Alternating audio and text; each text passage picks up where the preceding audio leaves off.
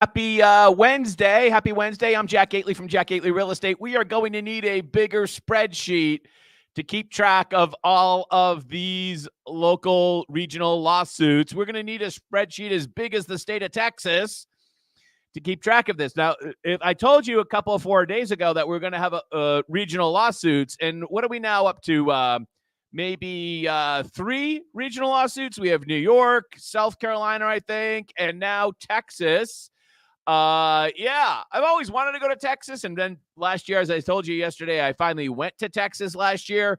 I really enjoyed my visit to Texas, spent several days there without going to any of the major cities. I was in the hinterlands.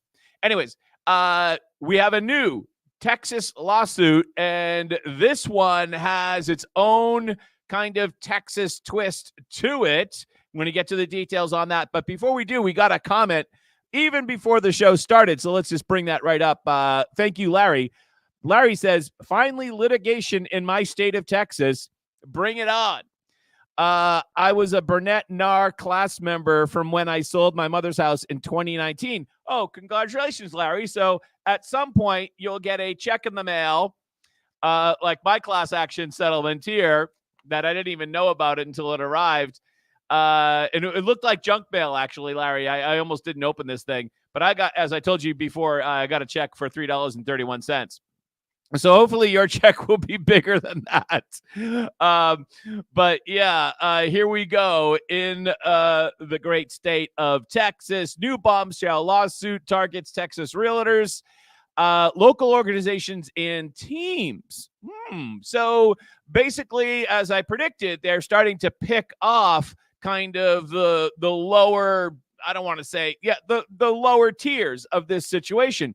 And in this particular lawsuit, they actually sued an individual broker, and we're not really sure why they did that, but I have 2 speculations on that. So the plaintiffs are called the QJ team, and 5 Points Holding in Texas. Now, just for kicks, I looked up the Q team, or the JQ, whatever, the luxury homes by Q Homes. And this is the website I found. Is this the right website? Because it matches the street address that they're from, Granbury, Texas, which I believe is southwest of Fort Worth, if I'm not. But this is kind of like a hokey little website. And the other plaintiff is 5 Point Holding Group, which is a developer of mixed-use communities in California. So maybe I got this one wrong too. I don't know, but maybe they have some business in Texas. Yep, here we go. Texas Commission lawsuit targets teams and associations. So while NAR is not mentioned as a specific defendant, they have sued. Let's see if we get it right. The Texas Association, the Metro Tex Association, the Houston Association, the Austin Board, the San Antonio Board, 20 Texas teams and or brokerages, plus an individual broker named Mark Anthony Demus, who's from Cypress, Texas, which is just outside of Houston. So I don't know why they would sue an individual broker. That just doesn't seem to make a lot of sense to me, unless he's some type of like super broker, like a Ryan Serhant type of thing, or whether or not they wanted to name at least one person from kind of like every level. Maybe that was like a legal strategy or something like that. Again, I'm not a lawyer, so what would I know? Lawyers are much smarter than I am.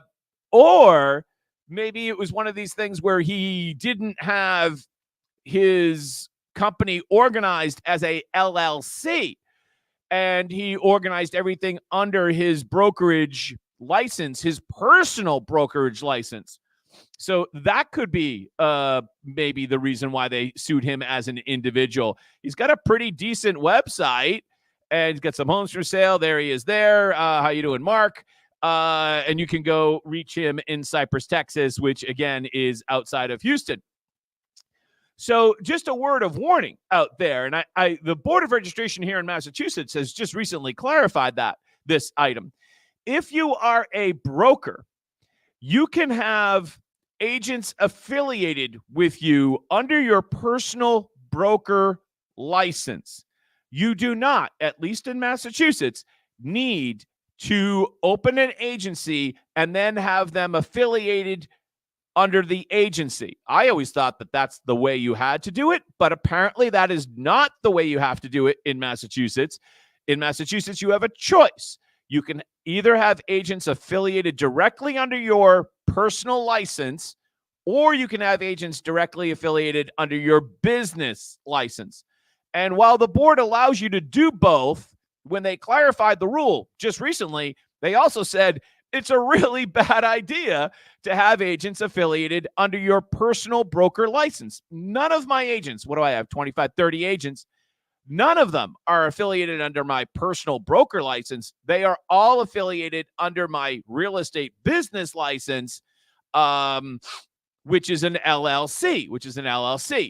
None of them are affiliated under my own license. So I don't know, maybe that's why they sued them. But if any of you are out there and you're doing business without an LLC or without some type of corporate entity, that's a really bad look. Don't do that.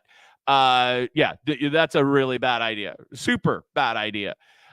You want to absolutely positively create an LLC or a corporation, seek some legal advice, seek some corporate advice in your state. I'm sure their structures vary, and I'm sure there's pluses and minuses to different ones. Here in Massachusetts, one of the reasons why I just actually came across this with somebody that wanted a commission from our company, where they let their LLC lapse. You see, here in Massachusetts, the LLC renewal fee, I think, is the highest in the country. It's $520 every year just for the pleasure of having a limited liability company. Crazy. But, that's Massachusetts, where we hate people that actually create value and that type of thing, right? Yeah, that's how it is in Massachusetts. Let's see. We have some more comments. Mark says, I'm surprised that no one has sued the MLS that requires you to be a member of the Realtors. Oh, I'm so glad that you mentioned this. I was actually going to mention that because thank you, Mark Corbett. Great point. And I was going to mention this in today's because most of the lawsuits that we've seen to date so far, all of the lawsuits, thank you, Mark, have been focused on one type of monopoly, and that's the realtors versus the consumer, buyers and sellers, right? But there is a second monopoly that doesn't nearly get as much attention, but has been subject to legal issues in the past, maybe 15, 20 years ago. And that's the monopoly which requires you to buy. Thank you so much, Mark.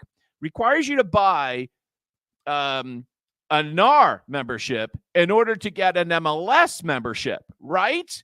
That's tying two products together. If you go to realtor ethics training, you learn that you cannot tie two things together. Yet that's exactly what they do, right?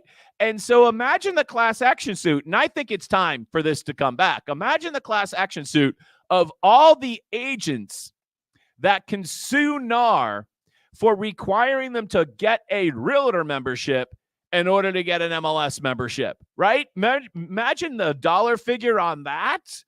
Cha-ching, right? Maybe it's not 5.3 billion or 600 billion, but it sounds like that's a lawsuit waiting to happen. In fact, in Florida, Georgia, and maybe some other states in the Southeast, it's already been prohibited. And it has been prohibited for quite some time. There was this, how do I want to say this? From what I understand, kind of reading between the lines, this Don Quixote kind of tilting at windmills effort many years ago to bifurcate those two things on an antitrust basis. And it failed everywhere except in the southeastern part of the United States. So thank you so much, Mark. I'm really glad that you made that comment. Thank you on that. Next comment up. Opening the door to show individual brokers are on the table, David says. Yeah, I don't think they're actually going to sue individual brokers as people. I think there's going to be some story behind why they're suing this particular individual broker. I don't think that's going to become a a thing. That's just my maybe I'm voicing my hopes rather than my fears. I don't know. Sharon asks, or Sharon thanks Mark for asking his question. Thank you so much. Excellent question, Mark. And by the way, I love your questions, so please pop them right in there. In the meantime, as we covered yesterday, NAR is going to be arguing for a complete reversal of the case in Kansas City. Don't you worry, they are on it. They hosted a overflow capacity room for their conference that they've got going on in California there. What's it? In Anaheim, I think, out by Mickey Mouse. So no pun intended. Although that is pretty funny now that I think about it. So they were out there. They had a conference on what do the lawsuits mean. And they had it. They had a packed room. In fact, overflow capacity. But the whole seminar was less than an hour on this particular topic at their most recent conference. But they are going to fight on. Commission battle far from over. Don't you worry. It's far from over. And that's probably true. I mean, these things are going to go up and down. There's going to be times when they think that they've absolutely won and times when they think they've absolutely lost, kind of like now. And there's definitely going to be a seesaw on this for a long time. There's plenty of material here for additional live streams, in case you were just worried. That I'd run out of material to talk about. By the way, no show tomorrow. I have something to do. There might be a video at some point, but no show at 8:30 Thursday morning. All right. So good news. Is it good news? Mortgage rates took a tumble yesterday, now at 7.4, because everyone came out and said the fight on inflation is over. It's over. Don't you worry. The fight on inflation is over. The 10-year is under 4.5. Our inflation, our great national nightmare against inflation, it's over. It's everyone declared victory lap. I mean, this was like, this was like Ryan Blaney at the Phoenix race declaring victory. I mean, this is like, it's over. Nope, totally over. Don't you worry. We're not going to have inflation anymore. Mortgage demand climbed to its highest level in 5 weeks after interest rates move lower. So, it's all over. Don't you worry anymore.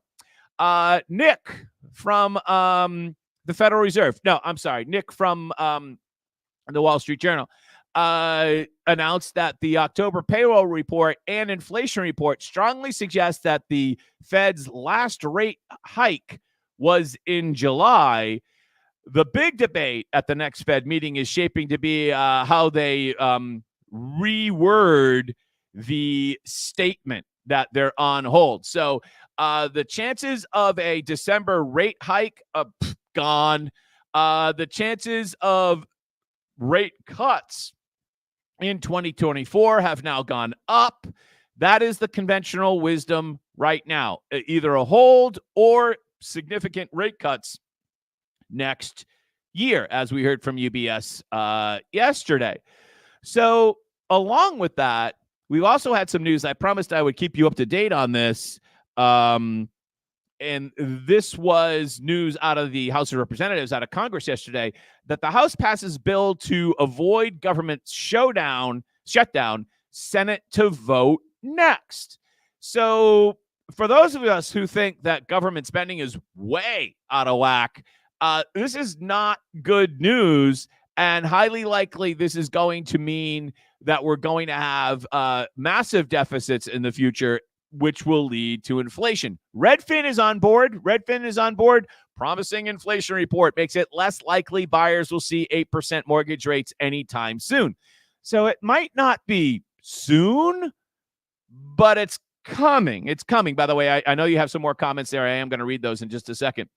I wanted to show you this chart about what we have to do in the United States relative to refinancing our debt over the next 12 months. Because Janet Yellen, when rates were really low, Janet Yellen could have locked in our U.S. debt to like long-term debt numbers, like 2% at 30 years or some crazy thing like that. But no. She bought a lot of short-term debt, or sent out a lot of short-term, issued a lot of short-term debt, I should say. So this is what we have to refinance in the next 12 months. Listen to these numbers. It is mind-boggling. We have an unprecedented $8.2 trillion of U.S. debt will be maturing in the next 12 months. That's a third of all the outstanding Treasury debt. And it's 3.5 times more than what was issued so far this year. And we have to do this in the next 12 months. Keep in mind that the fiscal deficit will also add an extra $2 million. So basically, we have to borrow $10.2 trillion over the next 12 months.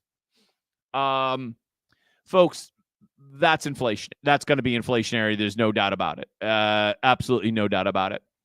Let me just ask you, looking at this chart of the consumer price index, the CPI, which is the big number that came out yesterday, and this goes back to 2015. Does this look like inflation's going down?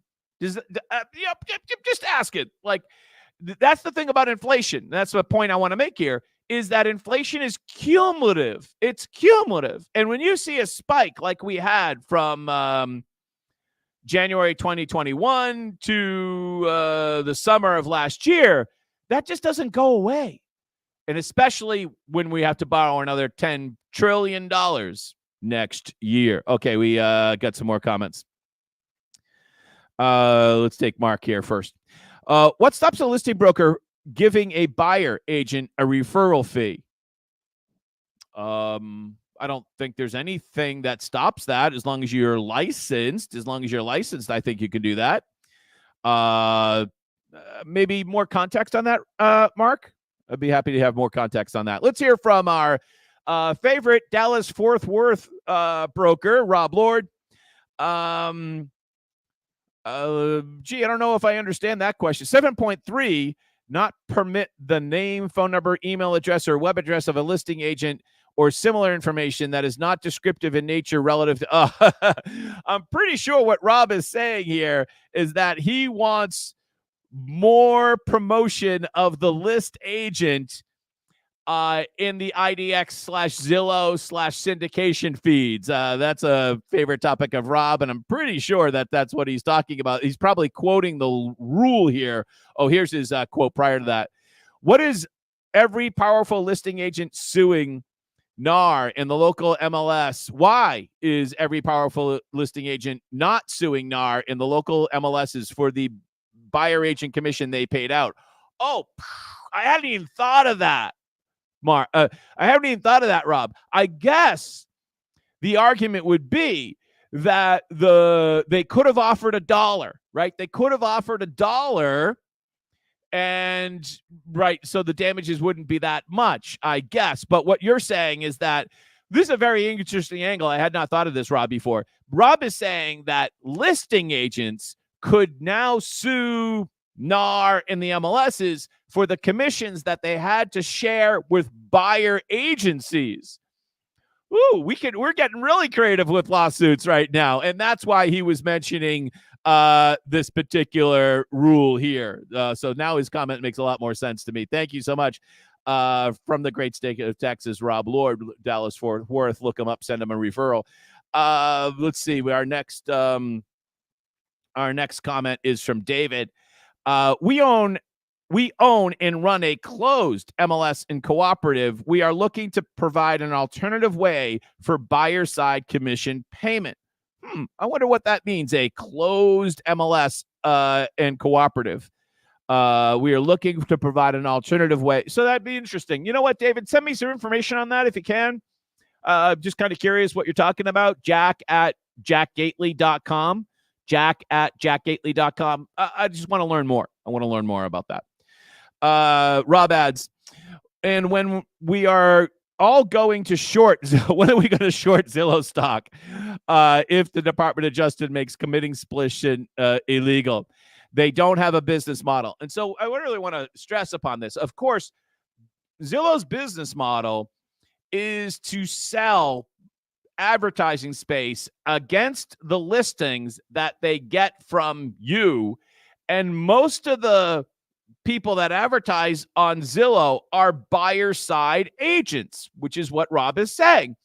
And so there's been some buzz that maybe CoStar has a better business model in the new potential regulatory environment than Zillow, because if there's not going to be any more buyer side agent commissions, or they're going to be reduced or minimized in some way, shape, or form, then those buyer agents won't have the money to advertise on Zillow anymore, which is, I'm pretty sure, what Rob is saying here.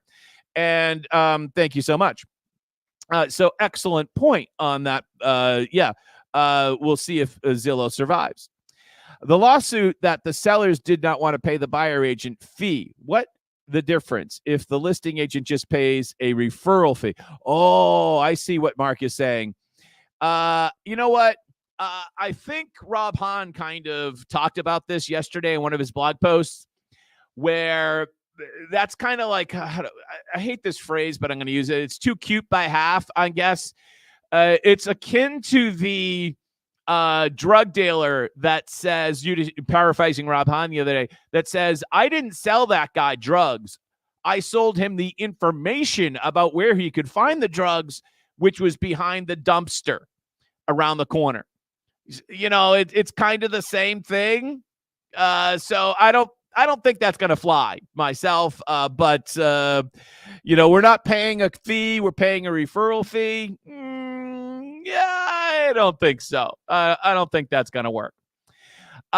Let's talk about where we are. I just want to play this very short clip from CNBC and then we're going to get into some data. Stabilizing, we're still going to have higher prices, to your point. And I think the other thing that's important here is the long-term rates. I mean, you're watching the market's reaction. I think we have an economy and a market that's been addicted to ultra low interest rates. And every time they get a taste of the fact that interest rates might be coming down, they overreact like any addict. And the reality is, to break this addiction, it's going to take some pain and it's going to take some time. All right, so this guy's a real estate guy from New York, and basically what he says is that anytime they hear that rates might stop going up, it's like an addict. They're like, oh, there's a new package on the street, and they're very excited, and they overreact like an addict, because the market is like an addict. But as I just showed you some other data, I am not convinced that the 10-year is going to stay at 4.5 or sub 4.5. I just don't see it. We have some more comments here. Wow, great comments today. Thank you so much. We already got that one, and we already got that one. Okay, so we're up to date on the comments. Thank you. We loved your comments today. Buyer agreements. So there's a lot of buzz in our business right now that this can all be solved by having buyer agreements. And Inman put up this story, 9 ways to get a buyer to sign a buyer agreement. And I just don't like the way the headline is like phrased, to get a buyer to sign. How do I get someone to sign? I just don't think that's the way you put it. There is kind of a skill, which fortunately in my early real estate career, I developed. So I'm going to share with you, because in the Boston apartment market where I started my business, we had to get people to sign what we called a rental fee disclosure, which basically says that we get paid. It basically says that. And here's the way I'm going to pitch it to people. We get paid. We're going to try to get the seller to pay the fee, but if the seller doesn't pay the fee, this is the fee that would apply. And we can put that in a lot more sophisticated way, but effectively that's the pitch. And also, this is what we're going to do. We're going to help you find an apartment. And I don't think that's a really difficult discussion to have. And I think it's a really easy lesson to learn. When when I worked at this apartment rental business, most of our clients were in the 20s, and I was probably 40 something. So, but there was one guy, he was so funny. He was also like, say, 23, 24. And he'd, get the college students around the conference table in the office, and he'd just slap down the rental fee disclosure form, and he'd say, "We get paid." Just be honest about it. He was super honest about it. All the kids would laugh. They'd sign. They understood you're not here to work for free. We're not going to show you 9 apartments for nothing. Right? So rather than beat around the bush, we get paid. Now, there were some agents that they had trouble with it. They had trouble actually asking to get paid. They outside of their comfort zone, especially if you're new.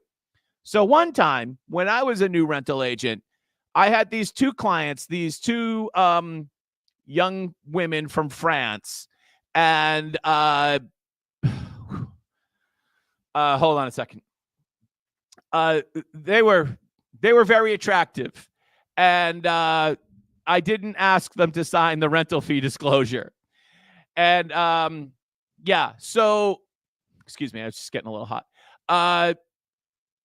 Did we leave the heat on? Anyways, I didn't ask them to sign the rental fee disclosure, and then they ended up renting an apartment that I showed them, and I didn't make my $1,500 or whatever.